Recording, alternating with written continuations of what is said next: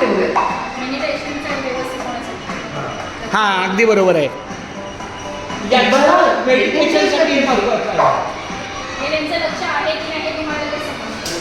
किती मुलं लक्षपूर्वक हे करतायत आणि किती मुलांचं लक्ष नाही. तो करते रहिए इसकी प्रैक्टिस. अगर चाहिए तेज दिमाग.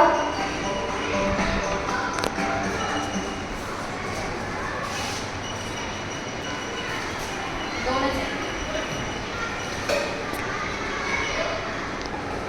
मुलांचा अभ्यास एकदम सोपा झाला आहे आणि म्हणजे शिक्षकांना सुद्धा बोलण्यापेक्षा आपलं मुवमेंट करायची.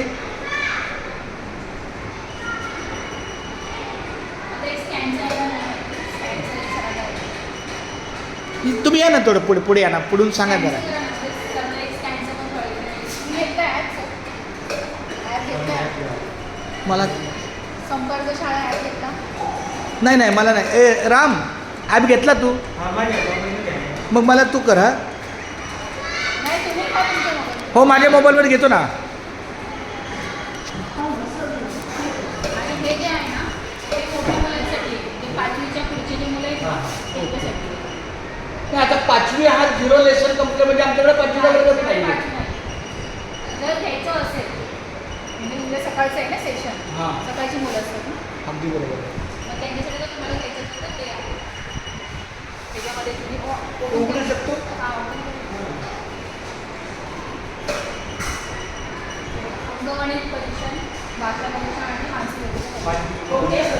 एक बघून अंकगणित भाषा एक मिनिट मानसिक योग्यता लाव. सर आमची संस्था आहे ना ती दिल्लीला आहे. तर दिल्लीमध्ये आपलं UPSC MPSCचा क्लासेस चालतात ना, UPSCचे क्लासेस चालतात. तर त्याचा थोडंसं टच दिलेला आहे. UPSCचा अभ्यासाचा थोडंसं त्यांना राम मानसिकता काय तोच ओपन केला ना. मानसिक योग्यता एक चालू करा. चित्रमिलन मानसिक योग्यता परीक्षा चित्रमिलन करा. चित्रमिलन करा. हे UPSCच्या पोरांना थोडंसं कसा अभ्यास करतात. जे 5वीला नवोदय आहे ना त्यांच्यासाठी आहे. हां हां एक नवोदयासाठीचा बरोबर त्यांना माहिती व्हावं बाबा.